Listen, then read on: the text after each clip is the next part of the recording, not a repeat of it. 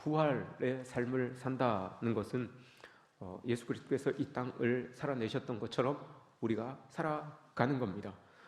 예수님이 이웃을 섬기셨던 것처럼, 세상을 섬기셨던 것처럼 우리도 세상을 섬기며 이웃을 섬기며 그렇게 살아가는 것이 우리들의 삶의 모습이 되어야 합니다.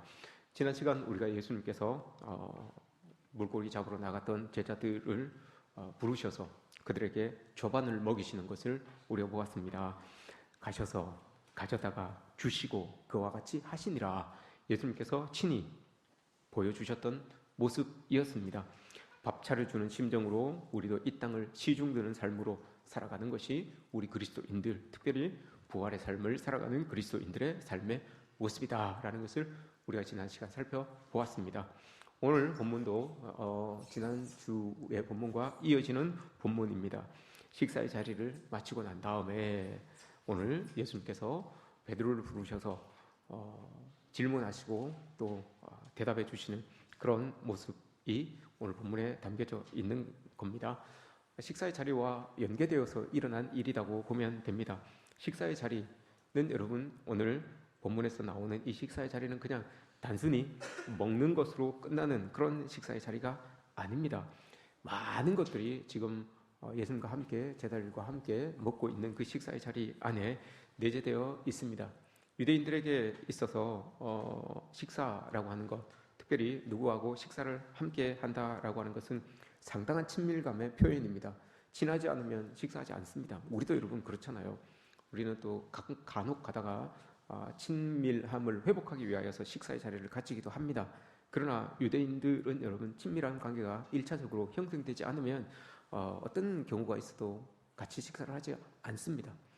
그래서 예수님께서 세리들과 죄인들과 식사를 할 때에 유대인들이, 종교 지도자들이 예수님을 힐난한 이유가 그겁니다. 어떤 관계가 있기 때문에 관계가 형성되지 않으면 식사의 자리를 안 하는 게 관례인데, 그렇게 식사를 한다는 것은 죄인과 세리들과 무슨 관계가 있구나라고 생각을 했기 때문에 유대인들이, 종교 지도자들이 예수님을 힐난했던 겁니다. 유대인들의 식사에 대하여서 2년 전인가 3년 전인가 여러분 EBS에서 다큐멘터리로 다룬 적이 있습니다. 유대인들의 식사 자리에 대해서 다룬 것들이 있습니다. 유대인들은 여러분 전 세계의 0.3% 정도를 차지하고 있습니다. 그런데 반해서 그들이 노벨상을 받은 사람들의 30% 정도가 이 유대인들입니다. 그리고 세계의 정치, 경제, 사회, 문화를 아우르는 쭉 이렇게 주무르고 있는 사람들 중에서도 많은 사람들이 유대인입니다.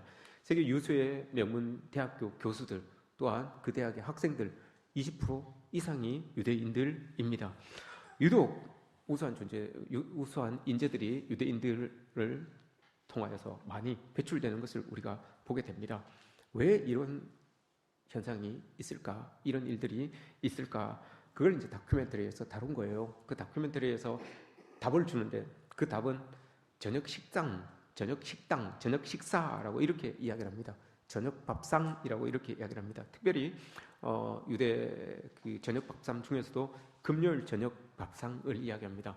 금요일 저녁은 여러분 그들에게 있어서는 안식일 준비일입니다. 그 다음 날이 안식일이니까 안식일 준비를 하기 위하여서 모여지는 그 저녁 밥상, 여기는 예외가 없습니다. 우리는 불금이라고 하여서 막 일주일 동안의 모든 것들을 그날 밤에 다 풀어버리고 하는 그런 모습들이 있잖아요. 근데 유대인들에게 금요일 저녁은 예외 없이 가족들끼리 모여서 집안을 청소하고 목욕을 하고 옷을 쫙 갈아입고 식사 자리를 쫙 나눕니다. 이 식사의 자리가 적어도 2시간, 3시간이 주어지는 거죠. 근데 그 식사의 자리가 먹는 것으로 끝나는 것이 아니라 그곳에서 이제 소통이 일어납니다. 질문이 던져지고 한 줄 동안 있었던 이야기가 오고 가고 상처받았던 것들이 치료가 일어나고 또 서로의 마음을 헤아리고 이해하고 보듬어주는 그런 일들이 여기에서 일어납니다. 자연스럽게 자녀들에게 부모님의 신앙이 교육되는 자리이고 부모님의 가치관이 전수되는 자리입니다. 그리고 부모님의 정체성이 이렇게 흘러들어가는 그런 시간이 바로 이 시간입니다. 이 시간으로 끝나는 것이 아니라 자녀들에게서 있었던 그 일주일간의 이야기를 또 다 듣습니다. 다 듣고 그에 대하여 조언해주고 길을 제시해주고 하는 것, 이게 유대인들의 저녁 식사 자리입니다. 여기에서 오고 가는 이 교육의 방법, 이걸 여러분 하르부타라고 이렇게 이야기를 하죠. 유대인들의 교육 방식, 하르부타라고 하는 겁니다. 주고 받고 듣고 말하고 토론하고 함께 깨달아가고 함께 풀어가고 하는 것, 이게 하르부타라고 하는 히브리인들의 교육 방식입니다. 이런 것들이 이 금요일날 저녁 식사 자리에서 일어난다라고 이렇게 이야기를 합니다. 그러면서 그곳에서 여러분 자연스럽게 그 자리가 이렇게 만들어지니까 자신들을 돌아보게 됩니다. 주고받았던 대화 가운데서 자신들을 돌아보게 됩니다. 자녀는 자녀의 위치를 알게 됩니다. 지금 내가 어디에 서 있구나. 지금 내가 사회 속에서는 무슨 역할을 감당하고 있구나. 이런 것들을 이제 알게 되는 거예요. 그리고는 가장 내가 인생에서 중요한 가치관으로 여기고 살아가야 될 것이 무엇인구나. 이걸 다시 한번 확인하는 거예요. 자기의 정체성을 확인하는 거예요. 내가 하나님의 백성으로서, 우리 부모님의 자녀로서 내가 이렇게 살아가야 되는 거구나. 나의 정체성은 이런 거구나 라는 것을 다지는 거예요. 그래서 자기 자신을 돌아보고 다지고 앞을 계획하고 하니 여러분 자연스럽게 히브리인들이 또 유대인들이 뛰어날 수밖에 없는 게 맞죠. 그 히브리인들이 요즘 세계 속에서 우뚝 서고 있는 이유가 바로 이런 거죠. 누가복음을 보시면 여러분 예수님도 이 식사를 참 중요하게 생각하셨어요. 그래서 누가복음을 보시면 공식적으로 드러난 식사의 자리만 6번이 있습니다. 우리 잘 알고 있는 세리와 죄인과 식사를 나누셨던 그 식사의 자리가 있습니다. 오병이어 사건을 통하여서 수많은 백성들과 함께 식사를 하셨던 그 식사의 자리가 또 있지요. 또 제자들과 함께 마지막 만찬의 자리를 한 것도 우리가 알고 있습니다. 마르다와 마리아와 그 집에서 식사하신 것을 또 우리가 알지요. 부활 후에 엠마오로 가던 제자들과 만나서 그들과 함께 식사의 자리를 나누셨던 것도 우리가 알고 있습니다. 이렇듯 오늘 본문에서도 디베라 호수에서 제자들과 함께 식사의 자리를 하고 있어요. 이렇듯 예수님도 여러분 식사의 자리를 참 중요하게 생각했어요. 다시 한번 말씀드리지만 관계가 없다라고 생각하는 사람들은 관계가 친밀한 관계가 있어야지만 식사를 한다라고 생각을 했어요. 유대 많은 사람들은 예수님은 이걸 마음속에 여러분 두신 거죠. 내가 이렇게 저들과 함께 식사를 하는 그것 자체만으로도 벌써 많은 사람들이 나와 저 사람들이 관계가 있다는 것을 아는구나라는 것을 여러분 예수님은 마음속에 두시고 의도적으로 그들과 함께 식사의 자리를 만들어 가시는 것을 우리가 알 수 있잖아요. 특별히 오늘은 여러분 예수님께서 베드로와 그 제자들 몇몇 제자들과 함께 조반을 드시고 난 이후에 베드로를 불러서 주고받는 그런 대화입니다. 근데 여기에서 대화에서 끝나는 것이 아니라 그 대화를 통하여서 히브리인들의 교육 방식인 하르부타라고 하는 그것이 여러분 여기에서 이루어지고 있어요. 그래서 그 대화 속에서 베드로가 치료를 받습니다. 회복을 받습니다. 어루만짐을 경험하게 되는 일이 있는 거죠. 부르시고 또 물으시고 그리고 동시에 어루만져 주시고 하는 것이 오늘 본문 우리가 읽은 이 본문에서 일어나고 있습니다. 예수님께서 베드로를 부르십니다. 조반을 먹고 난 다음에 베드로를 이렇게 부르십니다. 부르시는데 이렇게 부르십니다. 오늘 본문에서 요한의 아들 시몬아라고 부르십니다. 그리고 묻습니다. 네가 나를 사랑하느냐? 15절에서 묻기를 네가 이 사람들보다 나를 더 사랑하느냐라고 이렇게 물으십니다. 그랬더니 베드로가 말씀을 합니다. 내가 주님을 사랑하는 줄 주님께서 아시나이다 라고 이렇게 말씀하십니다. 그리고 난 다음에 예수님께서 베드로에게 사역을 주십니다. 사명을 주십니다. 내 어린 양을 먹이라 라고 이렇게 말씀을 하십니다. 이 부르심은 콜링으로서의 부르심이 아니에요, 여러분. 이 부르심에는 그리스도인들을 부르시면 여러분 사명이 있어요. 사명을 주시기 위해서 부르심이 있어요. 그런데 여기에서 먼저 부르시는 요한의 아들 시몬아라고 이렇게 부르시는 요 부르심은 먼저는 여러분 사명을 주시기 위해 부른 게 아니에요. 요한의 아들 시몬아, 뒤에는 여러분 내 어린 양을 먹이라라고 이렇게 사명을 주시지만 먼저 부르시는 요한의 아들 시몬아라고 부르시는 요 말 안에는 사명은 없어요. 사명은 없고 요한의 아들 시몬아라고 부르는 요 부르심은 어루만지시기 위한 부르심입니다. 왜 그런가 하면 여러분 요한의 아들 시몬아, 예수님께서 이 베드로가 마태복음 16장에서 예수님을 고백하죠. 주는 그리스도십니다. 살아계신 하나님의 아들입니다. 라고 이렇게 고백을 합니다. 그리고 난 다음에 예수님께서 너무 기쁘셔서 베드로에게 뭐라고 이야기합니까? 이제 내가 너를 베드로 반석이라 하리라라고 이렇게 말씀하십니다. 반석이에요. 이제 베드로가 되는 거예요. 게바가 아니라, 요한의 아들 시몬이 아니라 베드로가 되는 거예요. 반석이 되는 거예요. 그때부터 반석으로 하나님께서, 예수님께서 그를 인정해 주시는 그런 너가 될 것이다 라고 이렇게 말씀을 하셨어요. 그리고 나서 예수님이 십자가에서 고난도 받으셨고 돌아가셨고 부활하신 주님도 베드로가 지금 만났어요. 3번이나 벌써 만났잖아요. 그런데 오늘 예수님께서 이 베드로를 부르실 때 요한의 아들 시몬아라고 이렇게 부르십니다. 이건 여러분, 이 베드로가 예수님을 따르기 이전에, 예수님을 따르면서도 믿음이 확고하지 않고 그 고백이 있기 전에 보였던 베드로의 모습, 그게 여러분 요한의 아들 시몬이에요. 요한의 아들 시몬아라고 하는 뜻은 흔들리는 갈대라는 뜻이에요. 시몬이라고 하는 말이 흔들리는 갈대라고 하는 뜻입니다. 예수님이 보시기에는 아직까지 베드로가 여러분 그런 큰 고백도 했고, 그래서 그 고백 위에 내가 너를 베드로다, 반석이다 라고 이렇게 내가 너를 부를 거야, 너를 그렇게 이제 만들어 갈 거야 라고 이렇게 말씀하셨습니다. 그리고 부활하신 예수님을 3번이나 만났습니다. 그럼에도 불구하고 이 베드로가 여전히 아직까지 여러분 예수님이 이렇게 보실 때에는 흔들리는 갈대 같은 존재인 거예요. 그래서 요한의 아들 시몬아라고 이렇게 부른 거예요. 흔들리는 갈대. 이걸 여러분 막 이렇게 나무라기 위하여서 요한의 아들 시몬아, 내가 너를 베드로라고 반석이라고 그렇게 부르고 그렇게 그렇게 만들어 주기로 약속을 하고 했는데 너는 아직까지도 시몬이냐, 아직까지도 갈대냐, 이렇게 여러분 나무라려고 이렇게 부르신 게 아니에요. 요한의 아들 시몬아라고 이렇게 부르신 것은 인정한다는 거예요. 그래, 너의 연약함을, 너의 부족함을 이 예수님께서 안다라고 하는 표현이에요. 요한의 아들 시몬아. 여러분, 우리 부모님들이 자녀를 부르실 때에 막 그 이름을 부를 때에 아들아라고 이렇게 부를 때에, 아들아라고 이렇게 부를 때에 막 다그치기 위하여서 혼을 내기 위하여 부르는 부름도 있지만, 그냥 그 아들아라고 부르는 그 부름 그 자체에 여러분 아버지의 모든 마음이 담겨져 있어요. 모든 마음이 담겨져 있어서 때로는 힘들게 공부하는 그 아이를 용기를 주고 싶은 그 마음도 담겨져 있고요. 또는 열심을 하되 결과물이 나오지 않는 것에 대한 안타까운 마음도 그 부름에 담겨져 있고요. 열심히 잘해서 네가 성공하는 거 보고 싶다라고 하는 그 기대의 마음도 담겨져 있고요. 이게 지금 요한의 아들 시몬아라고 부르는 그 말씀 안에 담겨져 있는 거예요. 요한이 지금 예수님께서 허락하여 주신 조반을 먹고 예수님을 이렇게 대하기가 얼마나 여러분 껄끄럽겠습니까? 얼마나 부끄럽고 얼마나 참 마음이 조마조마하겠습니까? 그런데 예수님께서 요한의 아들 시몬아라고 이렇게 탁 부르시는데 마음이 여러분 덜컥 내려앉았을 거예요. 근데 예수님은 그런 의미로 부르신 게 아니라 내가 너의 연약함도 안다, 내가 너의 연약함도 다 끌어안는다, 이렇게 말씀하시는 거예요. 그래서 요한의 아들 시몬아, 네가 나를 믿고 있지만, 나를 따르고 있지만 여전히 아직까지 흔들리는 갈대 같구나 라고 이렇게 말씀하는 거예요. 그럼 우리가 그렇잖아요. 그리스도인들이 그렇잖아요. 우리가 하나님을 믿는다고 하여서 우리 모두가 다 바로 여러분 성자가 되는 건 아니잖아요.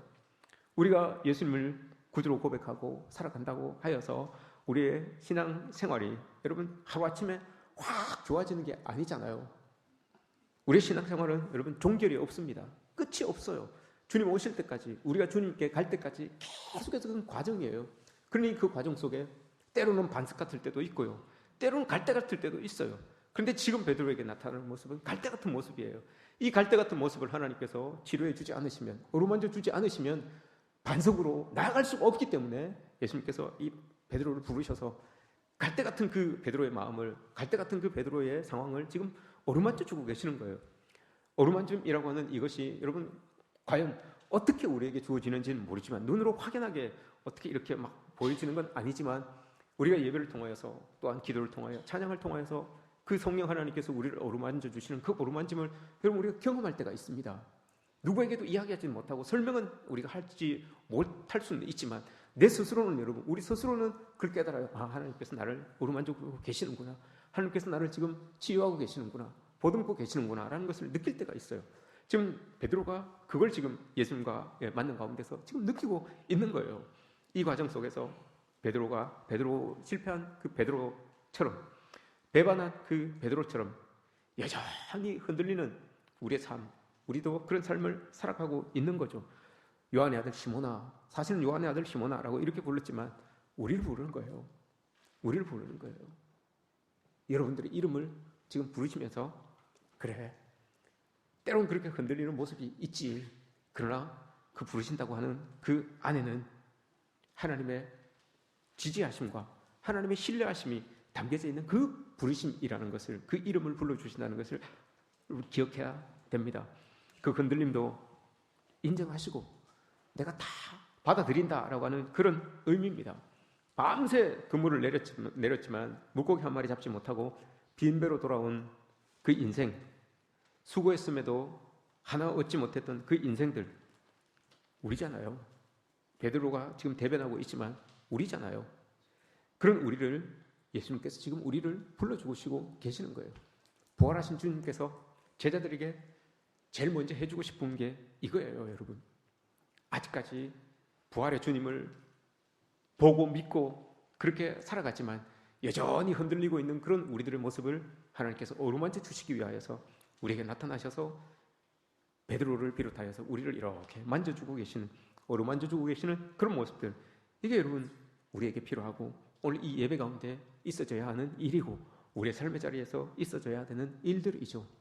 그만큼 우리의 삶이 고단하다는 거예요, 여러분. 우리의 삶이 고단하니까 흔들리는 갈대처럼 그렇게 흔들리는 거예요. 김훈이라는 분의 에세이가 있습니다. 밥벌이의 지겨움이라는 말이 있습니다. 밥벌이의 지겨움. 밥벌이의 지겨움. 제가 에세이니까 다 읽어드리지는 못하고 중간중간 제가 발췌해서 읽어드릴게요. 한번 들어보세요. 우리의 삶의 자리와 비슷한지 한번 들어보세요. 전기밥통 속에서 밥이 익어가는 그 평화롭고 비린 향기에 나는 한평생 목이 메었다. 이 비애가 가족들을 한 울타리 안으로 불러 모으고 사람들을 거리로 내몰아 밥을 벌게 한다. 밥에는 대책이 없다. 한두 끼를 먹어서 되는 일이 아니라 죽는 날까지 때가 되면 반드시 먹어야 한다. 이것이 밥이다. 이것이 진절이 나는 밥이라는 것이다. 밥벌이도 힘들지만 벌어놓은 밥을 넘기기도 그에 못지않게 힘들다. 다시 거리로 나가기 위해 김나는 밥을 맞이하고 있으면 밥의 슬픔은 절정을 이룬다. 이것을 넘겨야 다시 이것을 벌 수 있는데 속이 쓰려서 이것을 넘길 수가 없다. 이것을 벌기 위하여 이것을 넘길 수가 없도록 몸을 부려야 한다면 대체 나는 왜 이것을 이토록 필사적으로 벌어야 하는가? 그러니 이것을 어찌하면 좋은가? 대책이 없는 것이다. 무슨 내용인지 여러분 마음에 와닿습니까? 밥 먹고 살아야 되는데 그 밥을 먹어야 힘을 얻고 또 밖에 나아가서 또 열심히 살아가는데 그 참 살아가기 위해서 밥을 먹는 내 모습이 참 힘들다는 거죠. 그런 모습, 우리 인생의 모습이에요. 우리 인생의 모습들.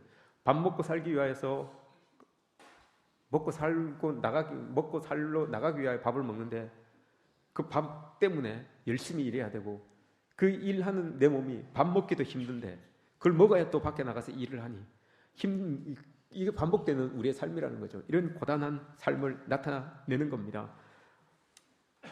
베드로가 고기 잡으러 가서 열심히 그물을 내렸지만 빈 그물을 이렇게 끄집어 올리는 그 베드로의 모습, 이 여러분 오늘 이 김훈 선생님의 이 밥벌이의 지겨움이라고 하는 그 내용과 우리의 또 삶의 모습과 여러분 이렇게 매치가 되는 것 아니겠습니까? 그래서 참 어려운 거죠. 우리의 삶의 자리가 영적으로 충만한 그런 것이 아니기 때문에, 밥이라고 하는 것이 영적으로 충만한 것이 아니기 때문에 늘 여러분 버려도 비워진 것처럼 그런 부족함을 느끼는 것이 우리의 밥벌이다라고 이렇게 이야기를 하고 있습니다. 황지우 시인이라는 분이 있는데 이분이 여러분 거룩한 식사라는 시가 있어요. 이런 내용이 있습니다. 나이 든 남자가 혼자 밥을 먹을 때 울컥하고 올라오는 것이 있다. 느껴보셨습니까? 나이 든 남자가 혼자 밥을 먹을 때 울컥하고 올라오는 것이 있다. 나이 안 드신 분들은 모르겠습니다. 나이 드신 분들은 여러분 이렇게 느껴보신 적이 있습니까? 야, 이 밥을 먹고 또 내가 밖에 나가서 열심히 먹은 만큼 또 일해야 되는데 그 일한 것으로 벌어서 또 이 밥을 만들어서 또 먹고 먹은 이 밥을 힘삼아서 또 밖에 나가서 일하고 그게 한 그릇 밥 안에 담겨져 있는 거예요. 그걸 떠먹으면서 울컥하는 거예요. 내 가족도 생각나고 이 밥을 먹여야 되는 내 자식도 생각나고 또 열심히 밖에 나가서 일하면서 들어야 되는 그 소리들, 채워야 되는 그 상황들 다 생각나는 거예요. 그러다가 밥숟가락을 탁 놓고 울컥하는 거예요. 이게 여러분 이 시대의 아버지의 자화상입니다. 어머니들도 물론 이런 일들을 감당하겠죠. 베드로가 여러분 오늘 이 모습을 고스란히 보여주고 있는 거예요. 열심히 하지만 빈 거물인 이 베드로의 모습을 우리에게 보여주고 있는 거죠. 그런 베드로를 여러분 예수님께서 부르시는 거예요. 요한의 아들 시몬아, 너 힘들지? 너 어렵지? 너 그렇게 흔들리지? 다 이해한다는 거예요. 신앙은 있지만 예수님을 만났지만 부활하신 예수님을 경험했지만 이해한다는 거예요. 그럼에도 불구하고 삶의 자리에서 여전히 흔들리는 우리의 모습이 있는 거 여러분 예수님께서 인정한다는 거예요. 내가 그래도 너 있는 그 모습 그대로 내가 받아들일게 라고 하는 그 모습이 바로 요한의 아들 시몬아 라고 하는 그 부르심인 거예요. 우리도 여러분 예수님께서 이렇게 우리를 부르고 계시는 거죠. 우리도 그대로 있는 모습 그대로 하나님께서 우리를 불러주신다는 거예요. 반대로 이야기하면 예수님께서 이렇게 물으시잖아요. 네가 나를 사랑하느냐 라고 이렇게 말씀하셨습니다. 이걸 네가 나를 사랑하느냐 여러분 여기에서 답을 얻으려고 생각하지 마시고 또 많은 이제 목사님들이 이 본문을 가지고 설교를 많이 하십니다. 많이 하실 때 늘 묻는 것이 이걸 물어요. 네가 이 사람들보다 나를 더 사랑하느냐? 자꾸 이거 비교급을 사용한 것 여기에 대해서 강조점을 둬요. 그러니 더 사랑해야 된다, 더 사랑해야 된다라고 이렇게 설교를 많이 하시는데 여러분 그 설교도 괜찮죠. 그런 설교들도 괜찮죠. 그러나 여러분 그냥 이 말씀 그대로 그냥 받아들이셔도 돼요. 네가 나를 사랑하느냐? 이 말씀 안에는 여러분 어떤 의미가 담겨져 있습니까? 반대를 생각하시면 돼요. 야, 나는 너를 이렇게 많이 생각하는데, 이렇게 많이 사랑하고, 이렇게 많이 너를 받아들이고 다 수용하는데 너는 어떻니? 너 그렇게 할 수 있니? 이 말이에요. 반대로 생각하면 되는 거예요. 여기서 말씀하시는 내가 나를 사랑하느냐라고 하는 이 사랑, 네가 나를 사랑하느냐? 나는 너를 무조건적으로, 나는 너를 조건 없이 희생적으로, 절대적으로 사랑하고 있는데 너 그렇게 사랑하고 나를 사랑할 수 있겠니? 너 그렇게 사랑하니? 나와 똑같은 마음 가지고 있니? 이걸 지금 물어보고 있는 거예요. 이 사람들보다 더 사랑해야 되고 이 모든 것들보다 나를 더 사랑해야 된다. 모든 것들을 다 배제하고 삶의 자리에서 모든 것들을 다 배제하고 밥벌이 때문에 힘들어하고 있는 사람에게 여러분 모든 것들을 다 배제한다는 게 이게 쉽습니까? 밥벌이 때문에 눈물 흘리고 밥벌이 때문에 아파하고 괴로워하는 사람들에게 여러분 그래도 너 굶는 한이 있어도 날 사랑해야 된다. 굶는 한이 있어도 너 아무것도 못 벌어도 나를 사랑해야 된다라고 하는 이 말씀이 여러분 그렇게 말씀을 만약에 예수님께서 베드로에게 그렇게 하셨으면 베드로에게 여러분 그 말씀이 들어왔겠습니까? 아니죠. 모든 것들을 다 이해하니 베드로야 네가 나를 사랑한다는 거 그 고백하기 이전에 내가 너를 사랑하고 있다는 거 이거 너 먼저 느꼈으면 좋겠다 이 말이잖아요. 이 질문을 하고 있는 이유가 그거잖아요. 네가 답하는 거, 나 답하는 거 네가 어떻게 답을 하든지 나는 들을 준비가 되어 있어. 아니라고 해도 들을 준비가 되어 있어. 그러나 내가 지금 너에게 묻고 있는 내가 너를 이만큼 사랑하고 있어. 너를 이만큼 위하고 있어. 너를 이만큼 이해하고 있으니 이것 너 알아줬으면 좋겠다. 이 말 아닙니까? 이대로 그냥 번역해도 돼요. 이대로 받아들이면 돼요. 예수님께서 여러분 우리를 이렇게 사랑하신다고요. 절대적으로, 무조건적으로, 희생적으로 그렇게 너를 사랑하고 있으니 내가 그렇게 너를 사랑하고 있다는 거 너 기억해 줬으면 좋겠어 라고 이렇게 말하는 거예요. 그러니 베드로가 대답하는 거예요. 주님 아시잖아요. 내가 주님 사랑하는 거 아시잖아요. 근데 여기에서 사랑하신다라고 베드로가 대답한 사랑은 조금 개념이 좀 다른 거예요. 주님 아시잖아요. 예수님은 내가 너를 이렇게 무조건적으로 희생적으로 절대적으로 사랑하는 거 너 알잖아. 너 이렇게 알아줬으면 좋겠어 라고 이렇게 물으셨는데 베드로는 대답을 해요. 자기는 자신이 없어요. 그렇게는 못 살아요. 무조건적으로 절대적으로 희생적으로 예수님을 못 사랑해요. 그래서 베드로가 대답하잖아요. 주님 내가 주님을 사랑하는 줄 아시잖아요 라고 이렇게 대답해요. 여기에서 이야기하고 있는 사랑은 어떤 사랑입니까 여러분? 주님 제가 제 삶 알잖아요. 벌어먹기 위해서 이것도 사랑해야 돼요. 주님 제가 옆에 일하면서 이것도 사랑해야 돼요. 여기에서 사랑하고 있는 건 여러분 관계를 가지다라고 하는 거예요. 이거 관계 어떻게 끊고 살아가요? 이거 관계 어떻게 끊고 살아가요? 이 말이에요. 이것도 내가 옆에 두고 있어야 되고요. 이것도 옆에 두고 있어야 돼요. 그렇지만 그것 때문에 예수님을 버리지 않겠습니다. 예수님은 딴 데 두지 않겠습니다. 이것도 예수님도 여기에 두겠습니다. 이게 첫 번째 사랑이에요. 첫 번째 예수님께서 주님 아시잖아요 라고 한 대답이에요. 그럼 우리의 현실 아닙니까? 우리가 지금 천국에서 신앙생활하는 것도 아니고 우리 삶의 자리에 다 돌아가서 또 살아야 됩니다. 그럼 여러분 삶의 자리에서 연결되어 있는 삶의 자리와 우리와 연결되어 있는 많은 것들을 다 끊어낼 수 없잖아요. 그것과 연결하면서 그 연결된 그것에 예수 그리스도께서 나를 사랑해 주신 그 사랑을 여러분 잇대는 거예요. 그렇게 지금 사랑하고 있어요 라고 대답하는 게 베드로의 고백인 거예요. 이때 예수님께서 사랑하신 그 사랑을 제가 지금 내가 사랑하고 있는 내가 지금 먹고 살기 위하여서 붙들어야 되는 그것에다가 잇대겠습니다 이 말이에요.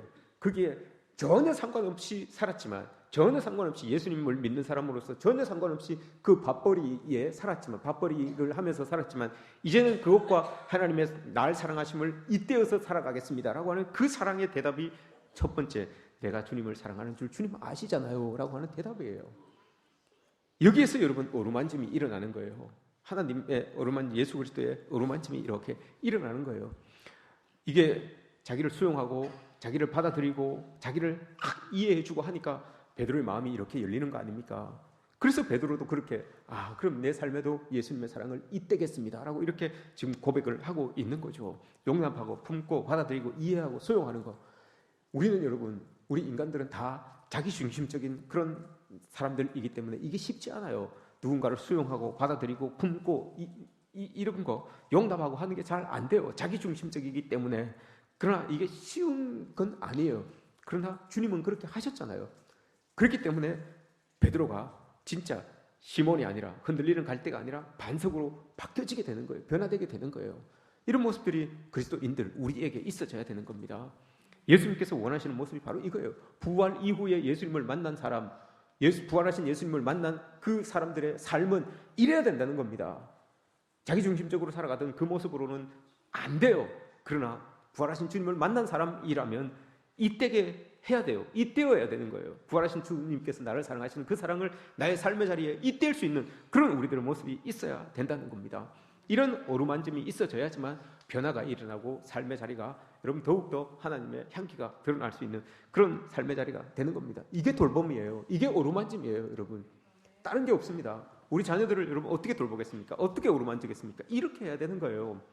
열왕기상 18장, 19장을 보시면 여러분 엘리야가 갈멜산에서 승리를 하고 막 의기양양합니다. 그런데 한순간에 영적인 침체를 훅 경험해요. 그래서 그 자리에서 100km 떨어진 광야로 들어가서 이제 나 죽어야 되겠습니다 라고 하나님께 이야기를 하죠. 로뎀나무 아래서 죽어야 되겠습니다 라고 이렇게 이야기를 합니다. 이거 살 의미가 뭐 있습니까? 라고 이렇게 죽기를 다짐합니다. 그리고는 불쑥 쓰러집니다. 천사가 나타났어요. 천사가 턱 나타나가지고 이 엘리야를 먹입니다. 먹이는데 어떻게 먹이느냐? 그게 보면 열왕기상 19장에 천사가 나타나서 그를 먹인다는 말을 먹고 어루만진다라는 말이 있어요. 어루만진다. 이게 이거예요. 어루만진다. 오늘 본문에서 나오는 요한의 아들 시몬아라고 이렇게 부르는 거, 이게 어루만지는 거예요. 그 엘리야가 툭 쓰러져 있는데 천사가 어루만져줘요. 어루만져주니까 이 엘리야가 일어나서 먹습니다. 그리고 또 자요. 자고 있는 엘리야를 천사가 또 어루만집니다. 그러니까 또 먹어요. 그래서 새 힘을 얻어요. 새 힘을 얻으니까 사명을 줍니다. 이스라엘 왕 예후에게, 아사엘에게 기름을 부어서 세웁니다. 사명을 주는 거예요. 회복이 된 사람에게 사명을 주는 거예요. 그리고 난 다음에 오늘 본문에서 내 양을 먹이라 라고 이렇게 사명을 주시잖아요. 회복이 되니까 이걸 주는 거예요. 회복이 되니까 사명을 주는 거예요. 회복되지 않은 상황에서 여러분 사명을 받으면 이건 짐이에요. 이건 무거움이에요. 그래서 예수님께서 먼저 갈대를 베드로로 만드시고 반석으로 만드시는 회복의 과정을 거치고 난 다음에 여러분 이 사명을 이렇게 맡겨주세요. 내 양을 쳐라, 내 양을 먹이라 라고 이렇게 말해요. 그런데 그 사명도 여러분 어떻게 감당하라고 합니까? 내 양을 치라, 내 양을 먹이라 라고 이렇게 이야기를 합니다. 이게 어떤 의미겠습니까, 여러분? 내가 저 양에게 했던 것처럼 너도 그렇게 해라 이 말이에요. 내가 양을 친 것처럼, 내가 양을 쳤던 것처럼 너도 그렇게 해야 돼. 내가 너에게 양을 맡기니까, 내 양을 너에게 맡기니까 너도 그렇게 해라. 내가 양을 이렇게 먹었고 이렇게 쳤고 이렇게 돌봤어. 그러니 너도 그렇게 해야 된다라고 하는 거예요. 이게 가능한 거예요, 여러분. 하나님의 어루만짐이, 예수님의 어루만짐이 있었기 때문에, 예수님과 잇대어지는 그 상황을 경험했기 때문에, 사랑을 경험했기 때문에 자기도 예수님처럼 그렇게 사용할 수가 있는 거예요. 이게 부활신앙을 살아가는 우리 삶의 모습이 되어야 되는 거예요. 그렇게 할 수 있어요. 예수님을 만난 사람이기 때문에, 예수님과 잇대어 있는 것을 경험했기 때문에 우리도 예수님께서 부여하시는 그 사명을 예수님처럼 그렇게 감당할 수 있는 거예요. 이걸 오늘 우리 본문에서 이야기를 해주고 있는 거예요. 우리 여러분들도 이런 하나님의 어루만지심이 오늘 예배 가운데서 있어지기를 축복합니다. 그래서 그 힘 가지고 하나님 맡겨주신 일들을 잘 감당하시는 저와 여러분들 되시기를 주님의 이름으로 축복합니다. 어루만지심이라고 하는 것은 히브리어로 여러분 나아가입니다. 나아가. 이게 정체성을 확립시켜주다라고 하는 말이에요. 정체성을 확립시켜주다. 어루만져 주시기 전에는 정체성이 확립되지 않았어요. 여러분 정체성이 뭡니까? 정체성이 쉽게 이야기하면 너 정체가 뭐냐 이 말이에요. 정체. 야, 너 사람이야, 귀신이야, 뭐야, 너 정체가 뭐야 이렇게 물어보잖아요. 이게 정체성이에요. 나 누구야? 라고 이렇게 이야기할 수 있는 거, 이게 정체성이에요. 예수님께서 어루만져 주신 사람의 정체성은 나는 누가 물어봐도 나는 나의 정체를 이야기할 수 있는 거예요. 나의 정체. 나는 예수님이 어루만져 주신 사람이야. 나는 그래서 예수님의 뜻대로, 예수님의 계획대로 살아가는 사람이야 라고 이렇게 자기 정체를 딱 밝힐 수 있는 것, 이게 여러분 어루만져 주다라고 하는 뜻이 가지고 있는, 이 어루만져 주다라는 단어가 가지고 있는 의미예요. 자기의 정체를 드러내게 만들어주는 것, 이게 어루만짐이에요. 예수님이 우리를 어루만져 주시는 이유는 우리가 그리스도인이라고 하는 그 정체를 여러분 세상에다가 드러내게끔 어루만져 주는 거예요. 그 정체를 가지고 세상을 살아가야 되는 거예요. 나는 그리스도인입니다라고 하는 그 정체, 이 정체를 가지고 세상을 살아갈 때 여러분 그 사명이 감당되어진다라고 하는 겁니다. 이런 은혜 여러분 우리가 누리면서 사역을 해야 되는 것이죠. 오늘 예수님께서 양을 먹이고 내 양을 먹이고 내 양을 치라라고 이렇게 말합니다. 예수님이 하신 것처럼 너도 그렇게 해야 된다라고 하는 거죠. 먹이다라는 것, 여러분 공급한다는 것 아니겠습니까? 공급한다는 것, 예수님께서 조반을 준비하여서 지난 본문 13절에서 뭐라고 합니까? 가져다가 준비하시고 가져다가 주시고 이와 같이 하니라.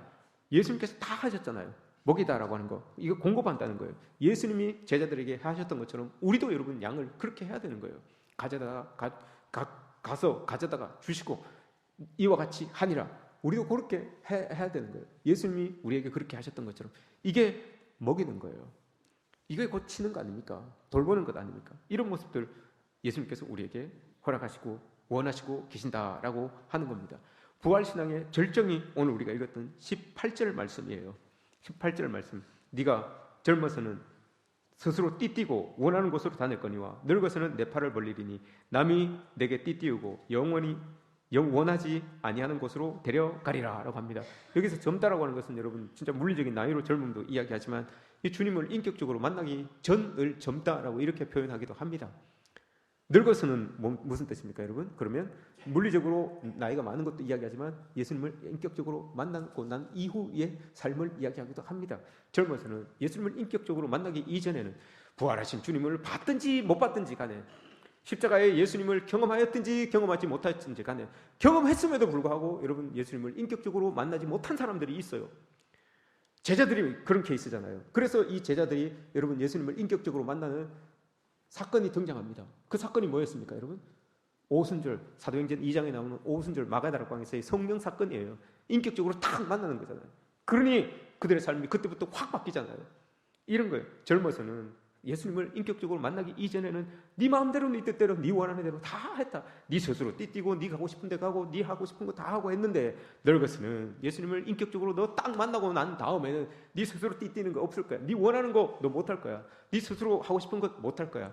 남이 원치 않는 곳에 너 가게 될 거야. 하나님께서 그렇게 사용하실 거야. 네가 원하지 않는 그 일들도 하나님은 사용하실 거야. 이렇게 말하잖아요. 십자가에서 거꾸로 이 베드로가 죽는 것, 이것도 여러분 여기에서 이야기하는 죽음이라고 하는 거, 띠띠우고 네가 원하지 아니하는 곳으로 데려가리라라고 하는 이게 그런 의미일 수도 있어요. 그러나 이건 여러분 정말 하나님 안에서 나의 자아가 다 죽고 내 속사람은 다 죽고 하나님의 사람으로 이제 거듭나게 되는 것, 이걸 여러분 지금 말씀해 주고 있는 것 아닙니까? 이런 모습들이 예수님을 인격적으로 만난 사람들에게는 일어나게 된다라고 하는 것을 오늘 보여줍니다. 부활 사건을 경험한 우리들에게는, 그리고 성령을 경험한 우리들에게는 이 사건이, 이 일들이 자연적으로 우리의 삶의 자리에 여러분 나타나는 게 너무너무 자연스러운 일이에요. 너무너무 여러분 이게 정말 우리 그리스도인다움이 삶 가운데서 느껴지는 것, 보여지는 것, 이게 너무너무 자연스러운 일이에요. 인격적으로 만난 사람들이라면, 예수 그리스도를 경험한 사람들이라면 너무 자연스러운 일이죠. 우리가 자가가 죽는 자리, 이때 여러분 하나님께서 우리에게 새 힘을 주셔서 19절 말씀에서 하나님께 영광을 돌릴 것이다 라고 이렇게 말하잖아요. 이때 우리가 자아가 딱 죽고 예수님을 인격적으로 딱 만날 때 하나님은 나는 죽는 것 같지만 하나님께는 영광이 딱 되는 그 자리가 바로 내가 죽는 자리, 내 인격이 죽는 자리, 내 자아가 죽는 자리라는 거예요. 그렇게 될 때 그 죽음의 자리에서 하나님께 영광이 올려진다라고 이렇게 말씀하시잖아요. 여러분 우리는 여전히 갈대 같은 사람들입니다. 이익 앞에서 흔들리고요, 또 화나는 일 앞에서 흔들리고요, 또 자존심 상하는 일 앞에서 흔들리고요, 무시당하는 일 앞에서 흔들리고요, 갈대 같은 존재들입니다. 그럼에도 불구하고 늘 하나님을 찾는 존재입니다. 예배하는 존재이고 하나님을 찾는 존재이고 기도하는 존재들입니다.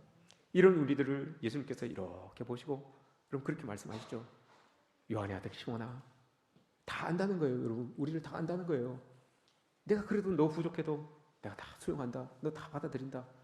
내가 이렇게 받아들이는 그런 것처럼 너 그렇게 나를 경험하고 그렇게 세상을 그리스도인답게 살아갔으면 어떻겠니? 라고 이렇게 우리에게 지금 요구하는 것 아니겠습니까?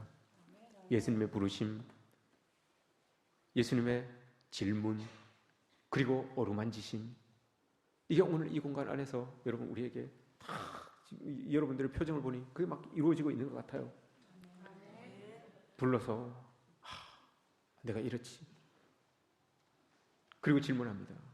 내가 나를 사랑하느냐? 나는 너를 이렇게 사랑하는데 너 어떻니? 라고 이렇게 물어보시는 거잖아요. 대답은 여러분 베드로처럼 솔직하게 하시면 됩니다. 주님, 제가 먹고 살자니 이 일도 해야 되고요, 먹고 살자니 이 사람도 만나야 되고요. 그렇네요. 그런데 하나님을 사랑하는 것, 사랑하지 않는 건 아닙니다. 예수님을 내가 믿음 없는 건 아닙니다. 이 믿음 없는 것을, 이 믿음 약한 것을 주님 도와주십시오. 이 연약함을 하나님 도와주십시오. 이 대답이 담겨져 있는 게 주님 아시잖아요. 이 대답 아닙니까? 주님 아시잖아요. 이 대답 아닙니까? 여러분 우리가 이런 모습들 우리에게 있었으면 좋겠습니다.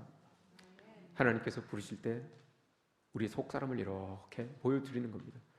예수님께서 질문하실 때에 예수님의 마음을 우리의 마음속에 이렇게 간직하는 겁니다. 그리고 예수님께서 이렇게 어루만져 주심으로 인하여서 우리의 삶의 자리를 그 어루만져진 그 모습으로 잇대는 겁니다. 주님, 제가 이 사람하고 관계 끊을 수 없잖아요. 이 일 안 할 수 없잖아요. 여러분 하십시오. 그 관계도 여러분 계속 이어가십시오. 그러나 예수님을 거기에다가 한 줄 더 잇대십시오. 하나님을 그곳에다가 한 줄 더 잇대십시오. 그렇게 우리는 그리스도인 다움을 세상에 보여주며 그렇게 살아가는 존재들입니다. 오늘도 내일도 그렇게 우리의 삶의 자리에 부활하신 예수 그리스도를 잇대며 살아가시는 저와 여러분들 되시기를 주님의 이름으로 축복합니다.